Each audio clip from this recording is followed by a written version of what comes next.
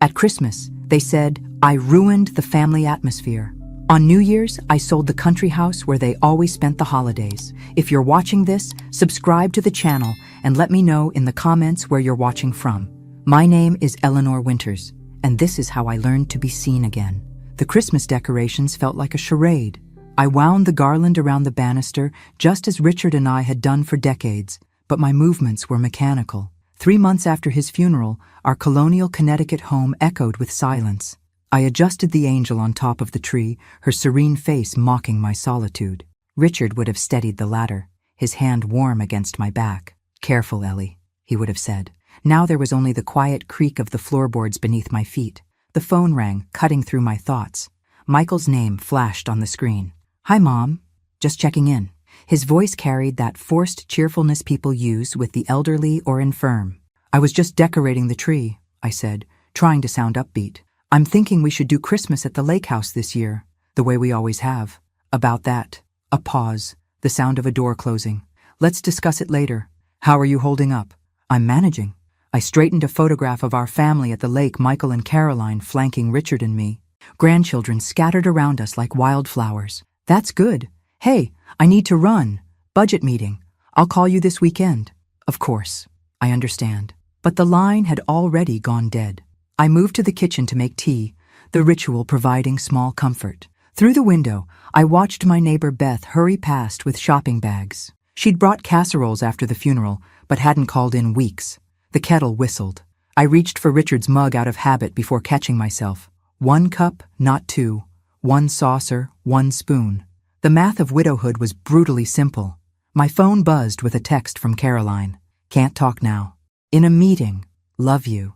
I scrolled through our recent exchanges, brief, perfunctory, increasingly rare. I dialed her number anyway, needing to hear a familiar voice. Mom?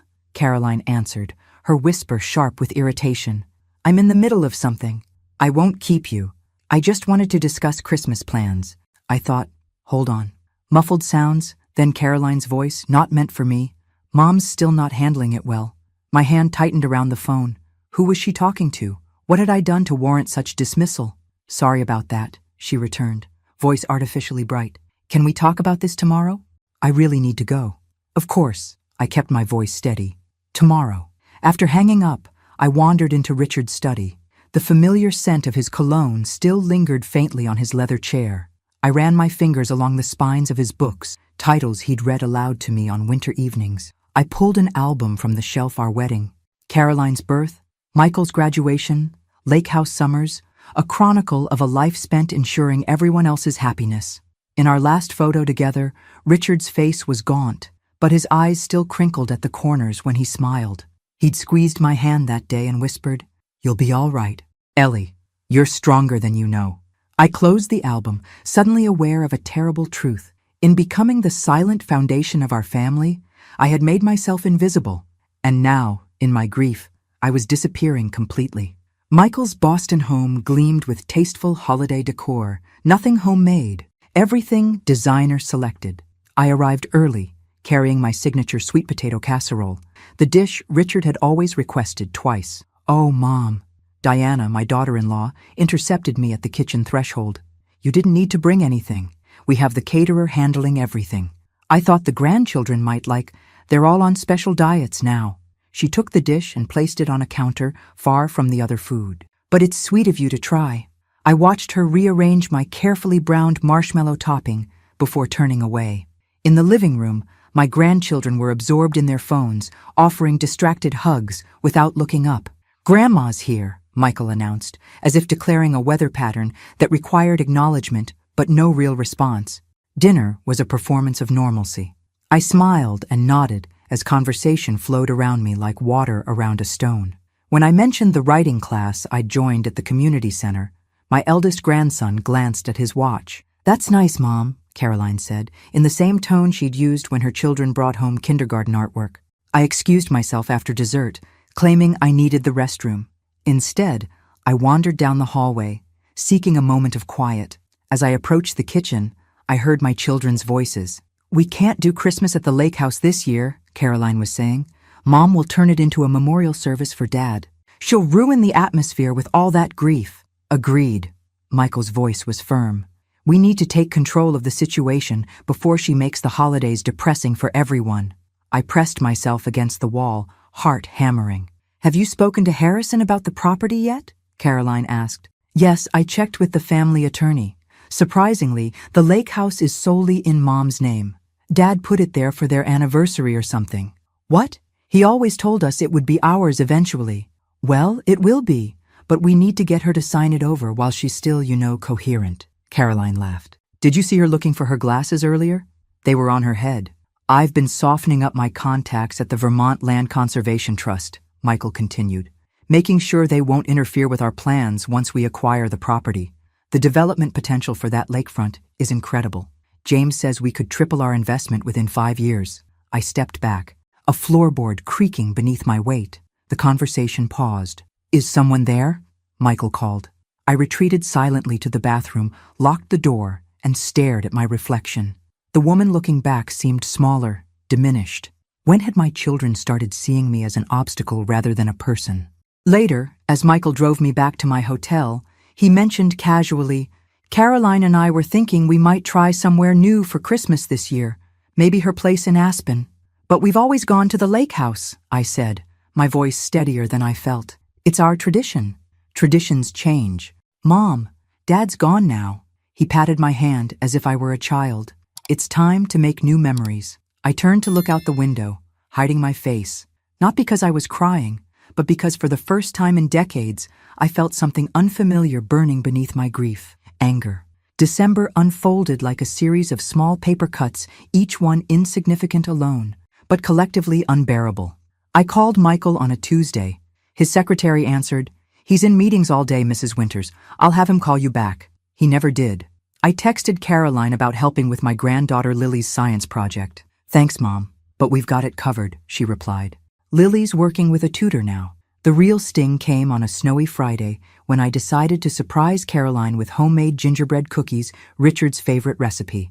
I took the train to New York, navigated the subway, and arrived at her apartment building with snow melting in my hair and the cookies still warm in their tin. The doorman called up, and Caroline buzzed me in immediately, which should have been my first clue. Something was wrong. When the elevator opened on her floor, I heard laughter and music spilling from her apartment. Mom! Caroline's smile froze when she saw me. Behind her, a dozen people in festive attire mingled in her elegantly decorated living room. What are you doing here? I brought cookies, I said, lifting the tin like an offering. I should have called first. She took the tin and stepped into the hallway, partially closing the door behind her. You really should have. I'm hosting the department heads from work. I can just drop these off and go. No, come in. Her sigh was almost imperceptible. Just for a minute. Inside, Carolyn introduced me to a silver-haired man in an expensive suit. This is my mother. She's been having a rough time since Dad died.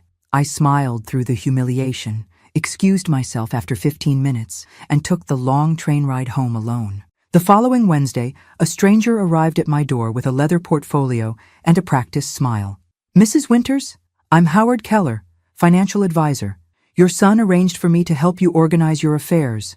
I invited him in reluctantly.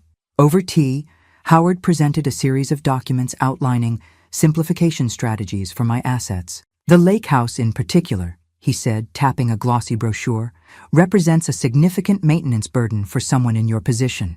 We recommend liquidating this asset. My position? I asked. Your age bracket, he clarified smoothly. Managing remote property becomes increasingly challenging. That evening, Michael called. Howard said you seemed resistant to his suggestions. I didn't realize I needed financial management, I said carefully. It's just practical, Mom. The lake house is a lot for someone your age to maintain. After hanging up, I called my old friend Margaret. We drifted apart during Richard's illness, my world shrinking to the dimensions of his needs. Over coffee the next day, she studied me with concern. You look exhausted, Eleanor. I'm fine, I said automatically. No, you're not. She covered my hand with hers. You've spent your entire life accommodating others. Richard was your partner. These children have always seen you as support staff. Her bluntness shocked me. That's a harsh assessment. Is it wrong? She raised an eyebrow. Richard adored you, but even he took for granted that you'd handle everything emotional while he handled everything practical. I stirred my coffee, watching the cream create patterns. It's just how our generation did things. Perhaps, Margaret sipped her tea. By the way, my son mentioned something about development plans for your lake area. Apparently, there's a company buying up properties along that shoreline. Luxury condos, I believe. That night, I sat alone in Richard's study, surrounded by the books and papers he'd left behind. For the first time, I wondered what else he might have left unsaid. The text arrived while I was wrapping presents, each one chosen with careful consideration of the recipient. My phone chimed with Caroline's group message. Change of plans for Christmas. We're gathering at my Aspen condo instead of the lake house. We need a change of scenery this year. The lake house feels too connected to Dad. My fingers hovered over the keyboard. Before I could respond, another message appeared from Michael. Great idea. Mom, this will be easier for you too. No memories to trigger grief. I set down the half-wrapped book I'd chosen for Lily, a collection of poetry by the lake author Richard used to read aloud during summer evenings. I was looking forward to the lake house, I typed, then deleted it. Whatever works best for everyone, I sent instead. Michael called an hour later. Mom, we're thinking of your well-being, he said, his lawyer voice in full effect. A mountain retreat will be less triggering than the lake house filled with memories. I appreciate your concern, I said, surprised by how calm I sounded when inside I felt anything but anything. Will Martin know you've canceled? He always prepares the house for our arrival. Martin Crowley had been our caretaker for 15 years, his meticulous attention keeping the property pristine. Don't worry about Martin. We've kept in touch with him. Something in his tone made me pause. You've been in contact with Martin? Just routine maintenance things, Michael said quickly. Listen, I need to run. Diana's waiting for me. After we hung up, I opened my laptop, a gift from Richard last Christmas, when his hands still worked well enough to show me how to use it. You need to join the digital age, Ellie, he teased. I navigated to my granddaughter's Instagram page. Lily rarely posted, but when she did, she often tagged her cousins. I scrolled through recent photos and felt my breath catch. There they were, my grandchildren on the dock of our lake house, the distinctive boathouse visible in the background. The date stamp showed the gathering had happened just 3 weeks ago. More photos followed. A bonfire on our beach, teenagers lounging in our living room, Caroline's husband James raising a wine glass on our porch. The caption read, "Freedom from Grandma's rules." My hands trembled as I clicked through more evidence of their deception. They'd been using my home, enjoying it, partying in it, while systematically excluding me from their plans. I reached for the phone and dialed Martin's number. Mrs. Winters. He sounded genuinely pleased, then hesitant. Is everything all right? Martin, I just saw photos of my family using the lake house, recently. A heavy silence. Mrs. Winters, I thought you knew. Carolyn said you had approved their visits but weren't feeling up to joining them. She said you were too grief-stricken to deal with property matters and that you'd asked her to handle things temporarily. The betrayal settled into my bones like winter cold. I see. I'm so sorry. Martin's distress was palpable. I would never have. It's not your fault, Martin. You were misled. I paused. Thank you for telling me the truth. I hung up and walked slowly to the kitchen. The house Richard and I had shared for 40 years suddenly felt like a museum exhibit, the life of Eleanor Winters before she understood. I made tea, my hands steady despite everything. Sitting at the kitchen table, I let the tears come, not the muffled sobs I'd grown accustomed to since Richard's death, but quiet, cleansing tears that left me strangely calm. When the crying stopped, I went to Richard's desk and removed the letter his attorney had delivered 6 weeks after the funeral, the one I'd been too afraid to open. As if Richard's final words might somehow make his absence more final. It was time. Richard's handwriting, once as bold and straight as the man himself, had grown shaky in his final months. Still, I would have recognized it anywhere. My dearest Ellie, the letter began, if you're reading this, our goodbye came sooner than we hoped. There are things I meant to discuss with you after my heart procedure, but I'm writing this as a precaution. I traced his words with my fingertip, remembering how his hands looked holding a pen, strong and capable, even as illness weakened him. In my study behind the Dickens collection, there's a safe you never knew about. The combination is our wedding date, 07/1643. What you'll find there will be difficult to accept, but you deserve to know. I moved to his study, pulled out the row of leather-bound Dickens, and found the wall safe he'd described. My hands shook as I entered our wedding date. The mechanism clicked, and the door swung open. Inside lay a journal and a manila folder thick with documents. The journal contained Richard's private thoughts pages of increasing concern about financial discrepancies he'd noticed in family accounts. 3 years of entries documented his growing suspicion that James, Caroline's husband, was misappropriating funds from family investments. "I've confirmed that $42,000 is missing from Andrew's college fund," one entry read. "James claims market fluctuations, but I've verified independently that's not possible. I need more evidence before involving Eleanor. She values family peace above all." The final entry, dated 3 days before his fatal heart attack, was the most devastating. "I have sufficient evidence now. Time to tell Ellie everything. This will break her heart, but she deserves the truth about James. I only pray she can forgive me for keeping her in the dark so long." The manila folder contained account statements, transfer records, and correspondence that painted an irrefutable picture. James had been systematically diverting family funds for years. But the deepest cut was a series of emails I found at the bottom of the stack messages between Caroline and a company called Lakeside Development Partners. My daughter had been working as a consultant for developers who wanted to build luxury condos along our lake. Their plans required acquiring all properties on our stretch of shoreline, including our beloved summer home. Caroline stood to earn a substantial commission if the project proceeded. "The only potential obstacle," Caroline had written, "is my mother's sentimental attachment to our family property. My father's recent passing may actually facilitate the acquisition process." I sat back in Richard's chair, letting the documents fall into my lap. The room seemed to spin around me as decades of assumptions crumbled. I had believed my greatest purpose was maintaining family harmony, sacrificing my needs, overlooking slights, accommodating everyone else's preferences. I had prided myself on being the peacekeeper, and all the while, my children had been measuring the dimensions of my life, calculating how to diminish it further for their gain. I returned to Richard's letter, reading his final words. "Ellie, you've always put everyone else first. Maybe it's time to consider what you want. The lake house is in your name alone, my anniversary gift to you 15 years ago. Whatever you decide, know that I've always admired your strength, even when you couldn't see it yourself." I folded the letter carefully and placed it in my pocket. Grief still weighed heavily, but something else was rising within me, something I hadn't felt in years: purpose. I picked up the phone and dialed a number I hadn't called in months. "Ruth Goldman's office," answered a familiar voice. "Ruth, it's Eleanor Winters.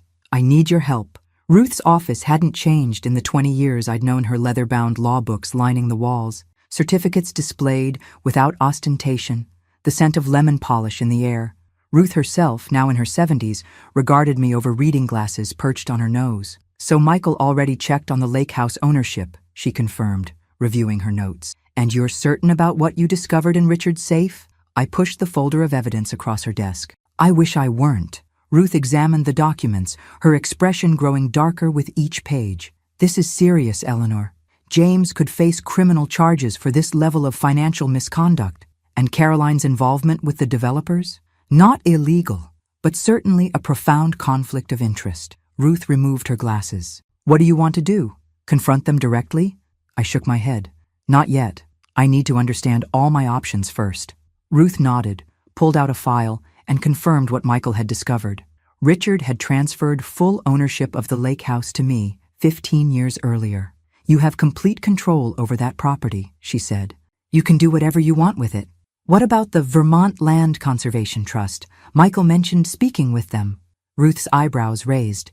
"Yes, they've been interested in that lakefront for years. They approached Richard several times about including the property in their watershed protection program. He always deferred, saying the decision should be yours." I sat straighter in my chair. "I'd like to contact them." In the following days, I worked methodically. I documented James's financial misdeeds and Caroline's conflict of interest. I reconnected with Thomas Hayes, a widowed colleague from the university who had always treated me as an equal rather than an extension of Richard. "I've missed our conversations," Thomas said over coffee. "Your insights on Wolf were always more interesting than the department's official position." "I've been invisible for so long," I admitted, even to myself. Thomas introduced me to several community groups where I was welcomed for my own knowledge and experience rather than as Richard's widow. For the first time in months, I felt seen. When Martin called to check in, his voice was still heavy with guilt. "Mrs. Winters, I can't express how sorry I am about the misunderstanding."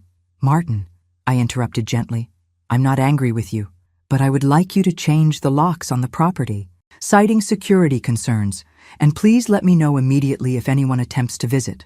"Of course," he promised. "May I ask, what are you planning to do with the property?" "Something Richard would have approved of," I said. In mid-November, I contacted Diane Lawson at the Vermont Land Conservation Trust. Our initial conversation was cautious on both sides. "We've been interested in preserving that shoreline for years," Diane explained, "but the process typically takes 9–12 months due to funding requirements, board approvals, and legal work." "What if time is a factor?" I asked. "Unfortunately, even with a motivated seller, our hands are tied by our funding cycles." I thanked her and hung up, disappointed but not deterred. Ruth had helped me develop a strategy that didn't depend on quick action. I could afford to wait. That evening, Thomas invited me to a chamber music concert. "You mentioned Richard loved Schubert," he said. "I thought you might enjoy this performance." At intermission, standing in the concert hall lobby, I caught my reflection in a mirror. The woman looking back seemed different still, grieving, yes, but no longer diminished. There was purpose in her eyes, a straightness to her shoulders I hadn't seen in months. My phone buzzed with a calendar alert. Aspen, Christmas Eve. I would attend as planned, playing the role they expected, the slightly forgetful, easily dismissed grandmother.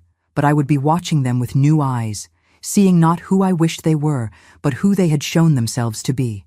Caroline's Aspen condo gleamed with minimalist holiday decor, white lights, silver ornaments, not a hint of the homemade decorations that had defined our family celebrations. I arrived bearing carefully wrapped gifts and my mother's fruitcake recipe, playing my expected role. "Mom, you didn't need to bring food," Caroline said, taking the cake and setting it aside without a second glance. "We have a chef preparing everything." "Old habits," I smiled, handing my coat to the waiting staff member. Michael arrived with Diana and their children, his arm around my shoulder slightly too tight, his voice slightly too loud. "Mom looks great, doesn't she? Doing so well, considering everything." I watched them all, my family, through this new lens of awareness. The way Caroline and Michael exchanged glances when I mentioned the writing class I'd joined. How they smoothly steered conversation away from any mention of the lake house. The performance of affection that never quite reached their eyes. "The atmosphere feels so much lighter this year, doesn't it?" Caroline remarked over dinner, looking pointedly at me. "Yes," I agreed mildly. "It does feel different." James dominated the conversation with investment talk, his confidence unshaken, despite what I now knew. When he mentioned family legacy planning, Michael shot him a warning glance. "Speaking of planning," Michael interjected, refilling his wine glass, "we should discuss some practical arrangements before everyone leaves tomorrow." "Let's save business for after the holidays," Diana suggested, and I caught a note of tension in her voice I hadn't noticed before. "Excellent idea," I said, patting her hand gratefully. Later, as everyone gathered in the living room, I excused myself, claiming fatigue from travel. "You all stay up and enjoy yourselves. I'll see you in the morning."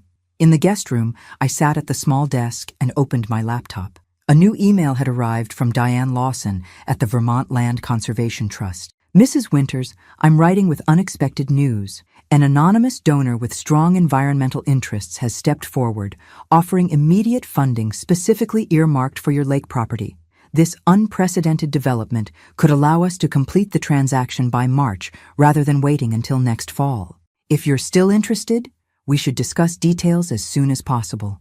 I stared at the screen, my heart racing. This changed everything. Instead of a prolonged strategy spanning months, I could act decisively before spring. I walked to the window and looked out at the snowy mountains, remembering countless Christmas Eves at the lake house, Richard stoking the fire, grandchildren hanging stockings, the reflection of colored lights dancing on the water. Those memories would always be mine, regardless of what happened to the property itself. For the first time since Richard's death, I felt not just grief, but anticipation. Tomorrow would bring pain, certainly, but also, finally, truth. I replied to Diane's email with trembling fingers. "I am very interested. Let's move forward as quickly as possible." Then I prepared the envelopes I would distribute after dinner tomorrow, each containing identical letters explaining my decision. I sealed them carefully, wrote each family member's name on the front, and placed them in my handbag. As I climbed into bed, I realized I felt neither vindictive nor sad, just unburdened, like someone who has finally set down a weight they never should have carried. Outside, snow began to fall, covering Aspen in a blanket of white. I watched it gather on the window ledge, thinking of Richard's words. "I've always admired your strength, even when you couldn't see it yourself. I see it now," I whispered to the empty room. Christmas morning arrived with forced cheer and materialistic excess. Designer wrapping paper carpeted Caroline's living room floor as the grandchildren tore through packages containing the latest electronics and branded clothing. I distributed my own modest gifts, hand-knitted scarves for the grandchildren, leather-bound journals for Michael and Caroline, a delicate silver bracelet for Diana. With each gift, I included a sealed envelope. "Something special," I explained. "A tradition your father and I had planned before he passed, but please don't open them until after dinner." Throughout the day, I noticed the small dismissals I had previously rationalized away.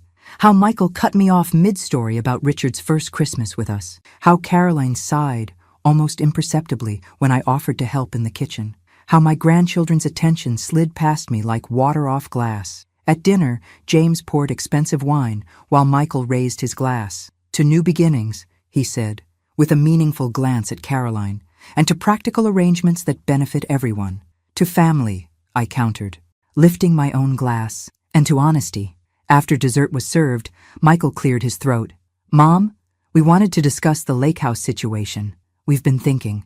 "Actually," I interrupted gently, "I believe it's time to open those envelopes I gave you." A curious silence fell as they retrieved the sealed envelopes from pockets and side tables. I watched their faces as they read the identical letters inside.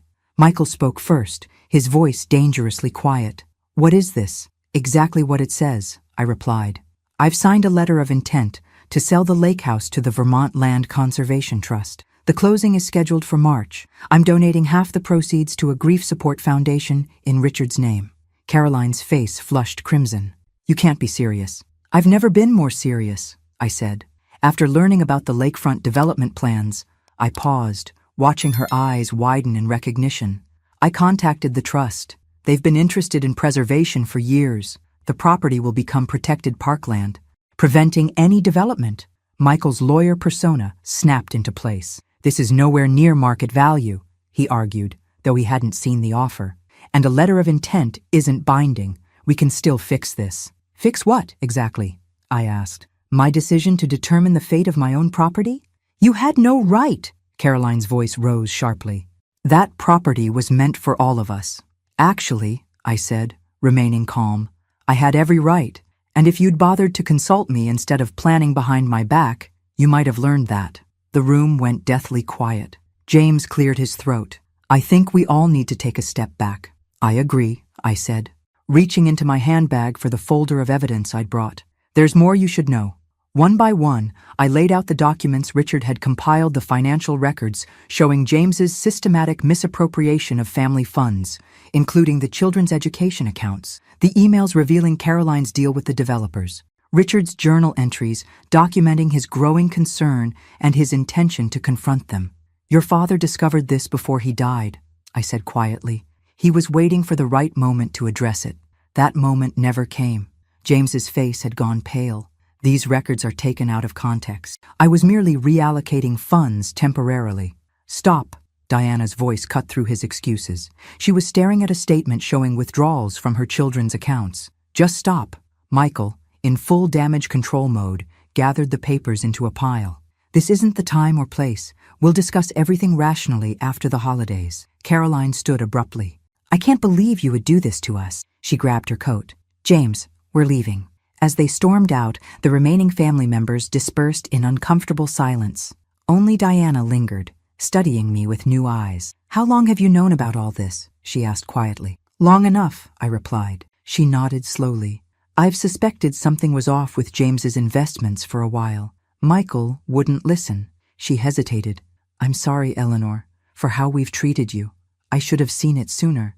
After she left, I sat alone in Caroline's immaculate living room, surrounded by torn wrapping paper and abandoned gifts. I felt no triumph, No vindication, only the quiet certainty that comes from finally speaking truth. The explosive aftermath of Christmas unfolded exactly as I had anticipated. Caroline and James returned to the condo only to pack their things, departing without another word. Michael, drawing on his legal background, immediately began questioning the validity of my agreement with the Conservation Trust. "They've taken advantage of a vulnerable widow," he insisted, pacing Caroline's living room. "This is nowhere near market value." "Have you seen the offer?" I asked mildly.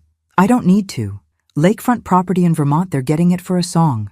Perhaps I value things differently than you do." Michael's jaw tightened. "Mom, you're not thinking clearly. Grief does things to people's judgment. Does it cause them to manufacture financial records, to create false email trails, to doctor account statements?"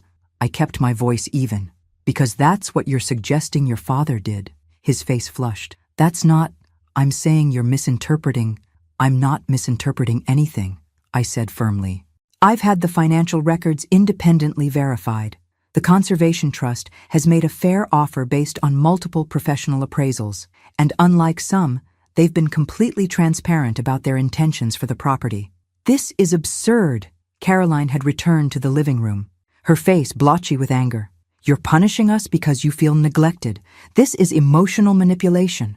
"Interesting accusation," I replied, coming from someone who told the caretaker I was too grief-stricken to handle property matters, while using my home for parties behind my back. "It wasn't like that," she protested, but her eyes slid away from mine. "It was exactly like that. Just as it was exactly like James diverting funds from the children's education accounts. Just as it was exactly like you consulting for developers who wanted our property without disclosing your conflict of interest." James stepped forward, his salesman's charm deployed at full strength. "Eleanor, there have been some misunderstandings in the financial records. Market fluctuations can appear suspicious to the untrained eye." "Richard had a very trained eye," I interrupted, "as do the forensic accountants Ruth has consulted." The room went silent at the mention of accountants. Michael and James exchanged alarmed glances. "You've involved outside accountants?" Michael asked, his voice strained. "Not yet," I replied. "That depends on what happens next." Diana had been quiet throughout the confrontation, but now she stood. "I think we all need time to process this." She turned to Michael. "We should pack. Our flight leaves early." As they dispersed to gather their belongings, Caroline remained, her anger cooling into calculation. "So this is your revenge? Destroying family harmony over perceived slights?" "This isn't revenge, Caroline. It's consequence. There's a difference." "Dad would be ashamed of how you're handling this," she said, a final attempt to regain control. I smiled sadly. "Your father left very clear instructions about what he wanted me to know. I think he would be proud that I finally stood up for myself." Later, as most of the family departed for the airport, Diana approached me privately. "Eleanor, I want you to know I had no idea about any of this. The investment accounts, the lake house schemes, Michael keeps financial matters to himself." "I believe you," I said, "and I'm sorry you've been caught in the middle." "No," she shook her head firmly. "I'm sorry I didn't see how they were treating you. I've suspected something was off with James's investments for a while. Michael wouldn't listen when I raised concerns." I reached out and squeezed her hand. "We all have blind spots when it comes to family." "What will you do now?" she asked. "Go home. Move forward.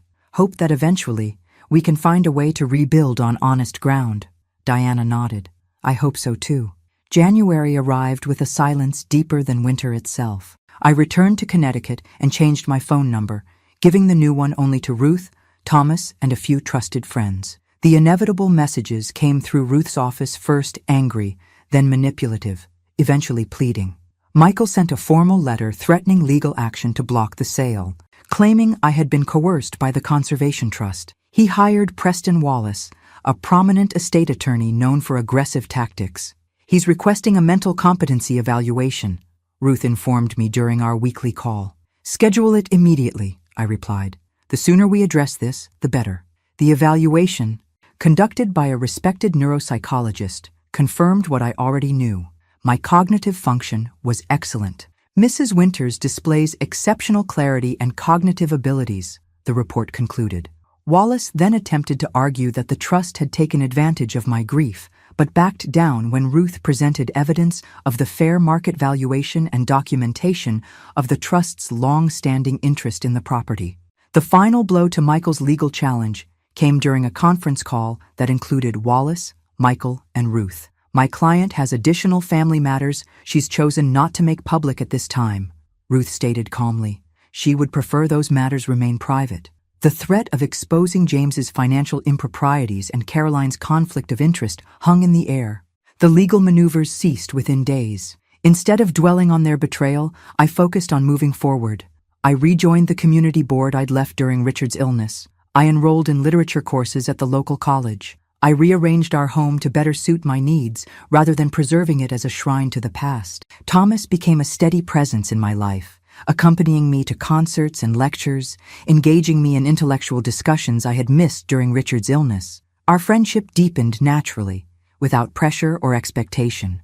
When neighbors inquired about my family, I answered honestly, "We're going through a necessary adjustment period." Ruth brought news that James had quietly begun repaying funds to the family accounts. "He's hoping to avoid formal investigation," she explained. "Caroline's developer has pulled out of the lakefront project without her commission.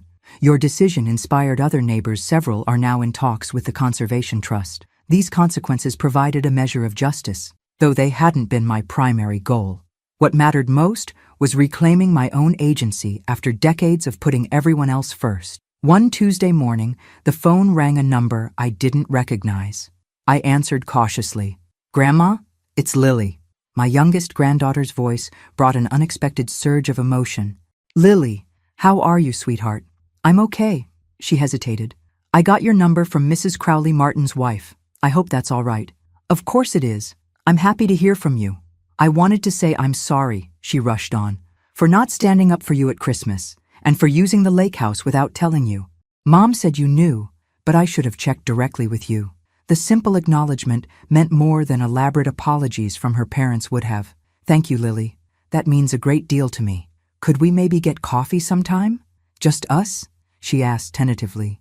"I'd like that very much." After we hung up, I sat with the revelation that while relationships with my children might remain strained, perhaps connections with my grandchildren could be salvaged on more honest terms. That evening, Thomas called to invite me to dinner. "Nothing fancy," he assured me. "Just two old friends and good food." As I dressed for dinner, I noticed my reflection in the mirror, still Eleanor, still grieving, but no longer diminished. The woman looking back at me had found her voice again. 6 days after Christmas, I hosted a small New Year's Eve gathering, not family, but my circle of friends from the community center and university. Thomas arrived early to help arrange chairs and prepare hors d'oeuvres, his quiet competence reminiscent of Richard's, yet distinctly his own.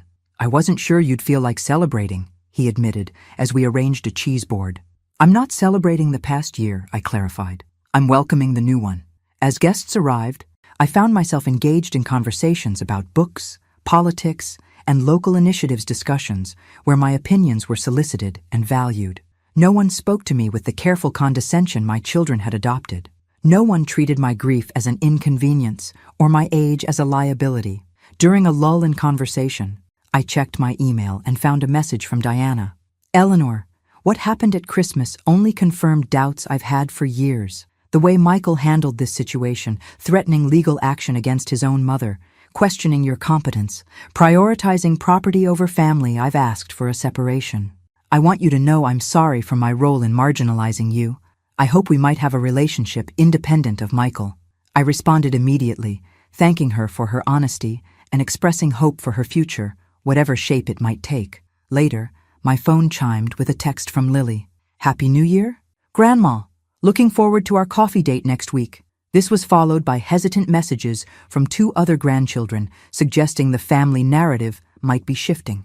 As midnight approached, I excused myself briefly and walked through my home, the home Richard and I had shared for 40 years. In each room, memories lingered like familiar scents. Richard carving a turkey in the dining room, reading by the fire in the living room, falling asleep with reading glasses perched on his nose in our bedroom. I touched the doorframe of his study, where I had discovered the truth that changed everything. "I miss you," I whispered, "but I think you'd be proud of me." Returning to my guests for the countdown, I accepted a champagne flute from Thomas, who studied me with warm eyes. "You seem lighter somehow," he observed. "I am," I confirmed. I finally put down a burden I never should have carried. As we counted down the seconds to midnight, I felt not just the weight of what I had lost, but the possibility of what might still be gained. The year ahead held uncertainty, but also promised the promise of living on my own terms, of relationships based on mutual respect rather than obligation, of being seen for who I truly was rather than what I could provide. At midnight, glasses clinked and cheers erupted. Thomas leaned close. "To new beginnings," he said quietly. "To truth," I replied, touching my glass to his, "and to whatever comes next." By mid-March, 7 months after Richard's passing, winter's grip on Connecticut had begun to loosen. The sale of the lake house to the Vermont Land Conservation Trust was complete.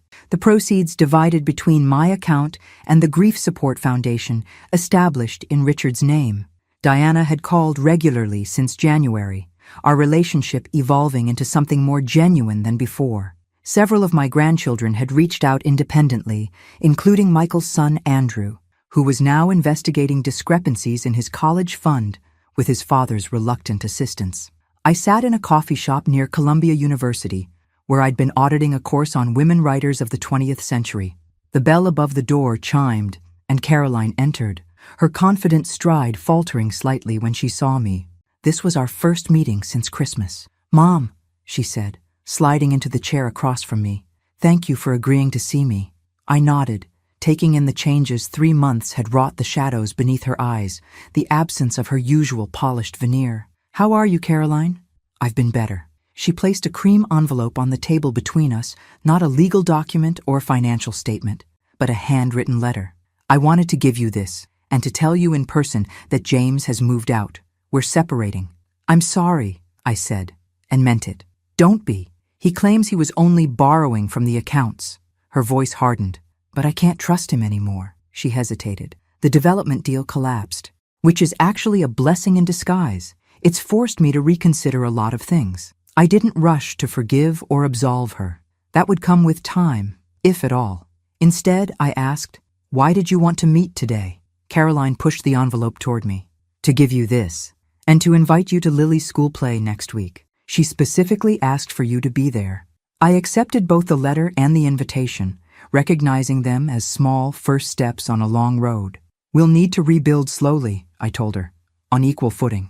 She nodded, understanding the terms. Later that week, I visited the now public lakefront park, where a small plaque honoring Richard's memory had been installed. Michael met me there, having driven up from Boston at my request. We walked along the familiar shoreline in silence before he spoke. "Your actions forced me to confront what truly matters," he admitted. "I spent so much time chasing status that I forgot how to be a son, and I forgot how to be more than just a mother," I replied. "We both have learning to do." He mentioned that his legal firm was handling the formal investigation into James's financial mismanagement. "I'm personally ensuring all misappropriated funds are recovered," he said, a small step toward accountability. Martin, now employed by the trust to maintain the public space, greeted us warmly. He introduced me to Diane Lawson and several neighbors who thanked me for my role in preserving the natural beauty of the lake. "You started something important here," Diane told me. "This entire shoreline will now be protected for generations." As Michael and I prepared to leave, he asked hesitantly, "Do you think we can ever get back to how things were?" I shook my head. "No, but perhaps we can build something more authentic in its place." The final Sunday in March found me hosting dinner at my Connecticut home. Diana and Lily were present, along with 2 other grandchildren who had reached out independently. Michael and Caroline had both promised to attend the next gathering, though I harbored no illusions about quick healing. Thomas arrived with dessert, our long friendship now deepening into something more 7 months after Richard's passing. The timing felt right, not a replacement for what I'd lost, but a new chapter on its own terms. As we gathered around the table, I realized that my greatest act of courage wasn't standing up to my children's betrayal, but opening myself to joy again afterward. The path forward wouldn't be smooth, but it would be mine to determine. "Richard would be proud of you," Thomas whispered as we cleared dishes together. "No," I corrected him with a small smile. "I'm proud of me." I looked around at this imperfect gathering, not the family I had once imagined, but perhaps the one I needed now. The bonds were fragile, the trust tentative, but real healing had begun, not because I had demanded it or manipulated others into providing it, but because I had finally honored my own worth. After a lifetime of keeping peace at any cost, I had discovered that true harmony could only be built on honesty. It was a lesson learned late, but not too late. Never too late. Thanks for listening. Don't forget to subscribe and feel free to share your story in the comments. Your voice matters.